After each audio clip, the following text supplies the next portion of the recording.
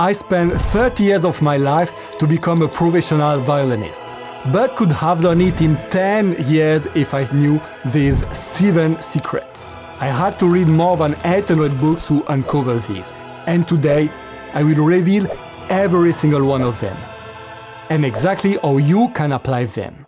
And the first secret is, it should sound beautifully from day one. One of the biggest mistakes I made is that I always loved challenge and I love playing difficult things and I love to just playing the thing I like. And then what will happen is that I will spend most of my time practicing things that were not of my level or that I should not learn now, and I will be able to play them, but it will not sound good. And the problem with that is that when it sounds bad when you play, it just means one thing, is that you are learning it wrong. And when you learn something wrong, you are building the wrong reflexes. Mastering the violin is all about building the right reflexes. And when you play something the wrong way, then you are building a bad habit.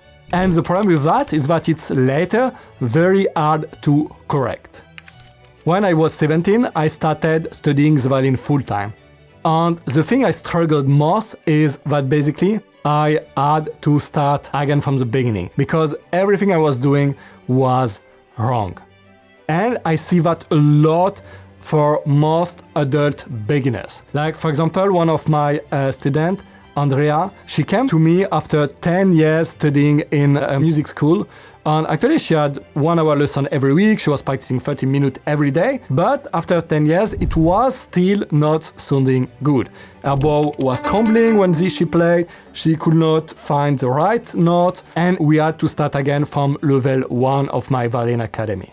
And for example, Piotr Stuliarski, they told in this book, it's in German, that when he was a child, he came one time to visit Ottokar Szewczyk, the great violin pedagogue. And Szewczyk told him that everything he learned was wrong and that he needed to start again from the beginning. And that's something that really influenced Stuliarski in his teaching later on, that he was really focused on having his students learn the violin the right way from the beginning. And that's exactly the method he used to teach Nathan Melstein or David Hoechstra from complete beginner to become the most famous violinist worldwide. Then, secret number 2 is that you need to follow a step-by-step plan.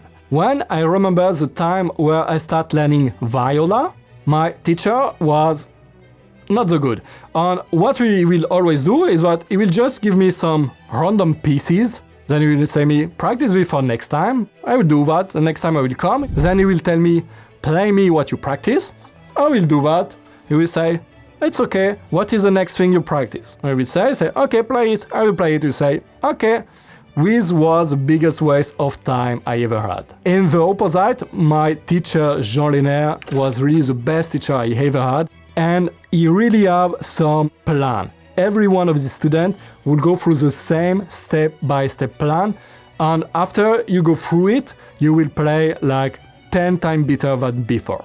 And in this plan, there was no place for luck. Everything has a meaning. There was a reason why he was doing this first, then this next week, then this 1 month later.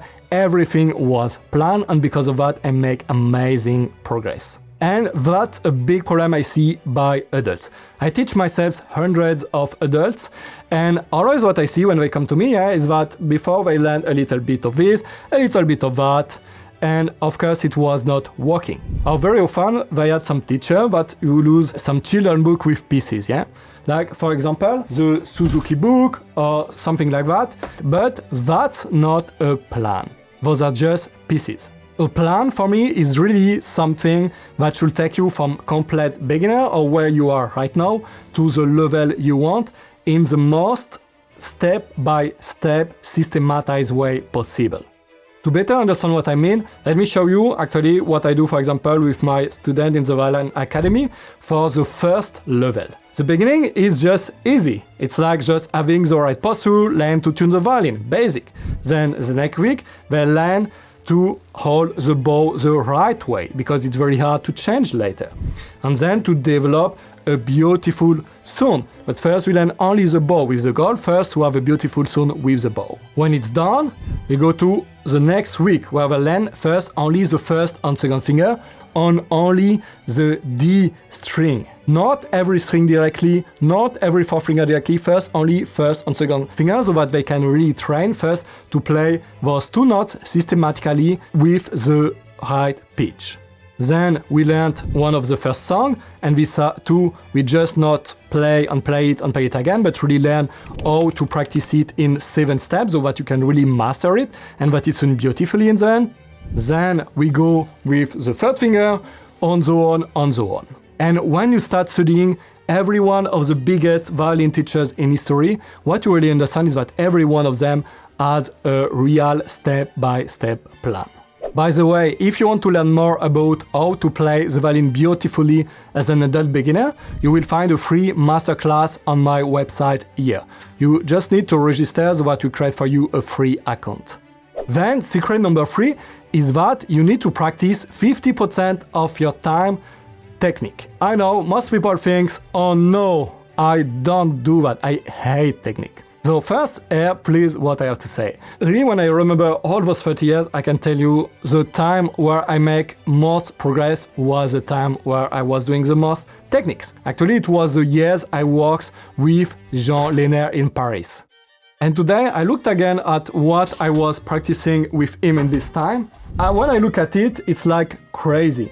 Like I had 2 exercises from Frédéric, I had 3 different exercises from Szczepsik, I have all possible scales on 1 string, all possible arpeggio on 1 string. I have 3 octave scale, 4 octave scales, a scale in double stop for 3rd, octave, 6th. And then on top of that, of course, there was 1, 2, 3, 4, 5, 6, 7, 8 different etudes. So at this time I was making like 3-4 hours of techniques every day. But you know what? I really love this time. There was never a time in my life where I was so sure when I play the violin, when I feel so confident, and when I could really just play and everything works from alone. And in the opposite side, I remember the worst time was when I was studying with a certain teacher, and we'll just do different pieces, I will play in different ensemble, but we didn't really make technique. Only we were practicing technique in pieces. Maybe you have something to overthink this, or we can just work the technique in the pieces, pieces are very technical, but I can tell you it's absolutely not the same. And every year where I was more like practicing with my pieces and not doing technical exercise, I can tell you I really start to play very badly the violin and didn't make any progress at all. But of course I know there is a lot of people that have this musicality myth. They always say something like, oh, but then if you do only technique, you are just a technical violinist. You can't feel the music, you can't play well, you can't play with your head. So let me ask you a question. Take the best singer worldwide, like really, every time he sings, people are just full of emotion looking like this at him. And let's say I will give this singer my violin. And let's say he never did violin before. And now you say, okay, play for me this song on the violin because you are so musicality. Your musicality, how you play it just. What do you think will happen? You think it will sound like the best violinist in the world? No, it will sound terrible because there is 2 aspects. You need to master the technique on the violin and play it with musicality. You need both. And that's exactly the reason too why you should always allocate like 25% of your time just to train to play really freely on the violin. Really try to play with your soul, really musicality, just playing and not focusing anymore on the technique. But the only way to get to that is to make your technique before, so that when you play the violin, you don't need to focus on like, oh, why it's doing this, oh, why I'm not playing the right notes. No, if you make your technique first, then when you play, it sounds well. And so you can focus only on playing musical with your head and with emotions.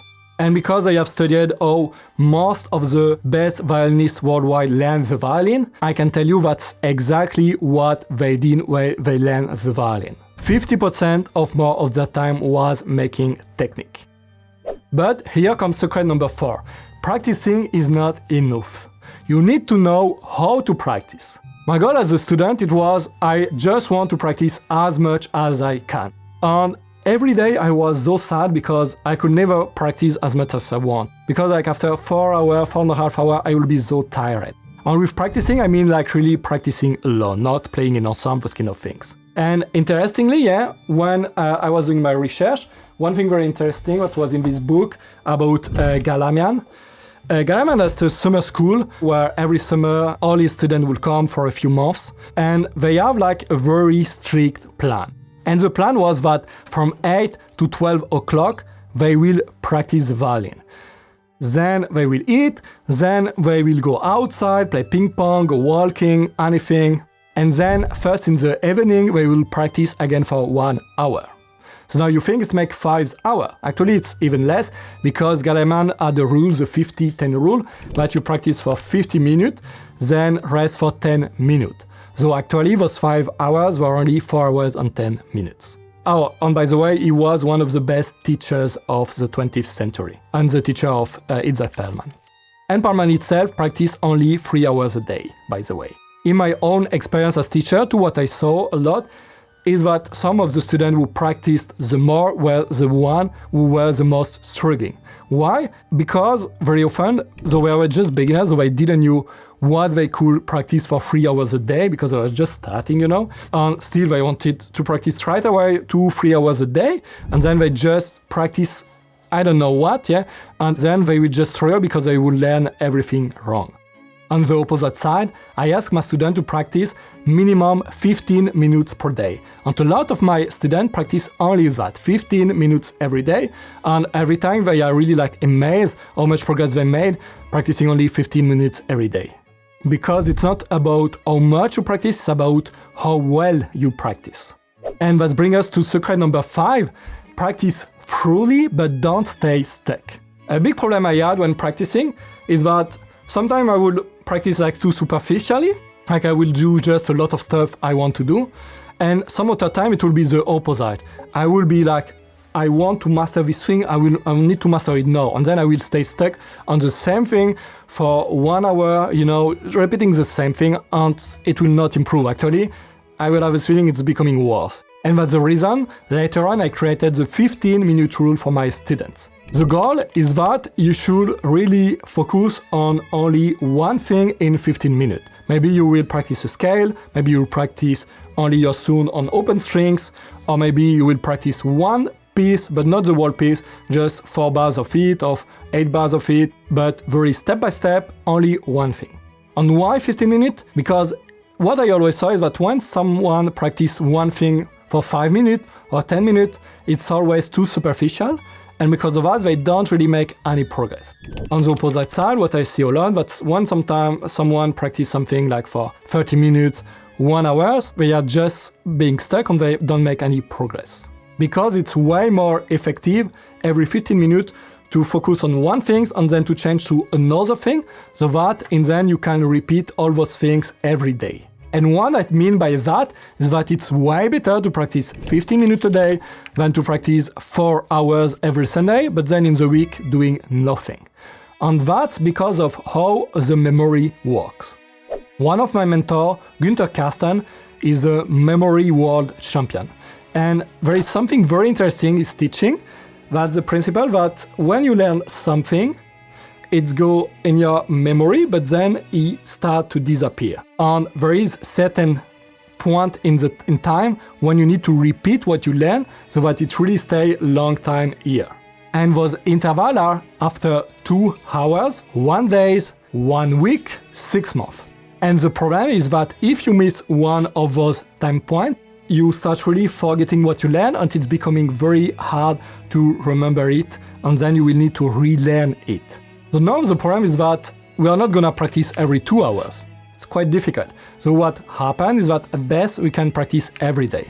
When we practice every day, we are already missing the 2-hour time slot. That means that it's already a little bit more difficult to just continue where we were, and we need to relearn a little bit what we did. But if you practice instead after 2 days or 3 days, you miss 2 time points, and it's becoming really hard to remember what you did, and you need really to relearn it. So practice every day, and if you practice more than 15 minutes a day, start to cut it in 2 so that you make, for example, 15 minutes in the morning, 15 minutes in the evening. And now comes the biggest secret. the one that makes the biggest difference in my learning. It's just learn with the best teacher possible. I had a lot of teachers in my life. Actually, I just counted. I had 6 teachers. I worked really like full-time with them, okay? And on top of that, I did a lot of master courses with a lot of other teachers, probably 20 more. And I read all the books, study all the master class, look at everything. And really, the period where I make the biggest progress was the period where I was with the best teachers.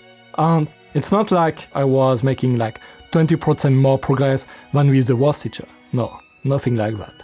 When I was with the worst teacher, I was doing no progress at all. I was just wasting my time, really. It was completely wasting time. In the opposite, the difference between a good teacher and my best teacher was Jean Lehner basically, it was like day and night. The few years I spent with Jean Lehner, my progress like skyrocketed. And it built really the foundation for my whole life as a violinist. And I can tell you that if I didn't have Jean Lehner, I think I would never have become professional violinist, because nobody would have taught me what he taught me. Now the question for you is, what is a good teacher, you know? So I thought a lot about it, and I think the first thing is what he said, that you need to look, does he have a real plan?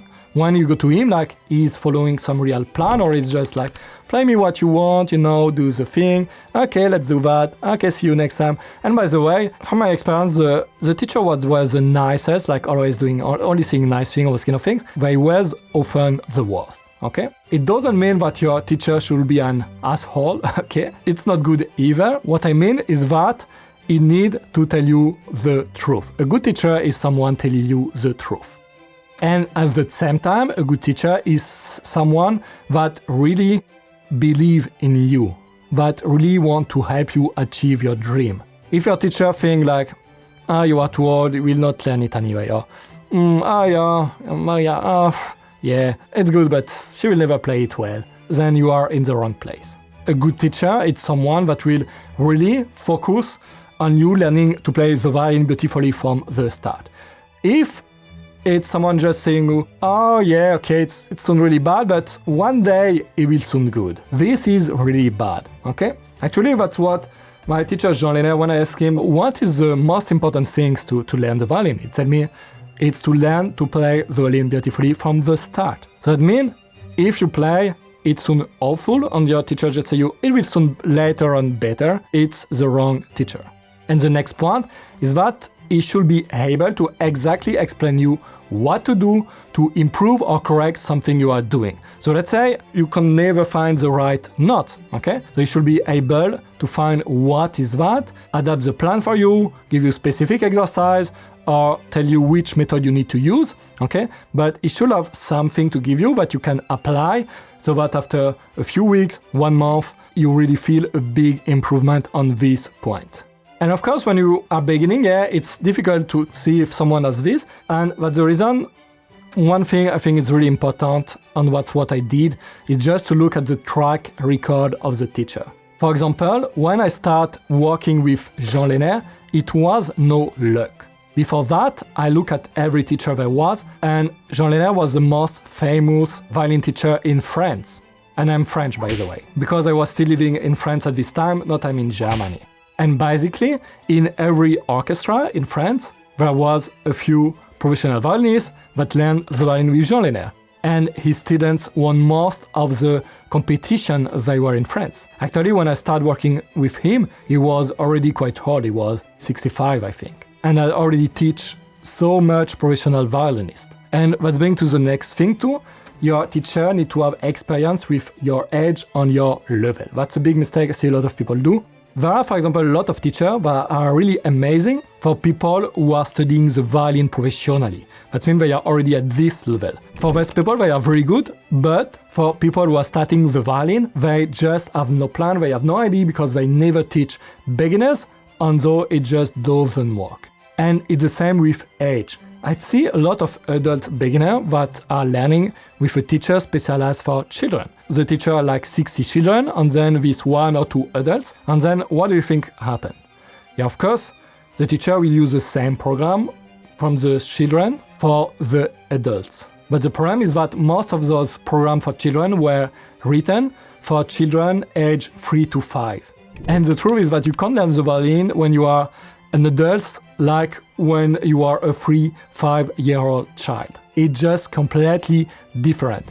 And because of that, they don't make any progress. Then the teacher thinks, it's because they are too old, they are untalented, those kind of things. When it's just that they are not learning with the right method and not with the right teacher. And if I could change only one thing to the last 30 years, is that I would start the violin right away with the best teacher I had, Jean Lehner, and then stay with him 10 years from complete beginner to professional level, and that's all. That will be all I need. So remember, if you are struggling learning the violin, it's not because you are too old or untalented, it's 100% guaranteed because you are not following the right method, or don't have the right teacher, or both of those. But I'm sure that with the right method, you could too learn to play the violin beautifully. Thanks you for listening and enjoy.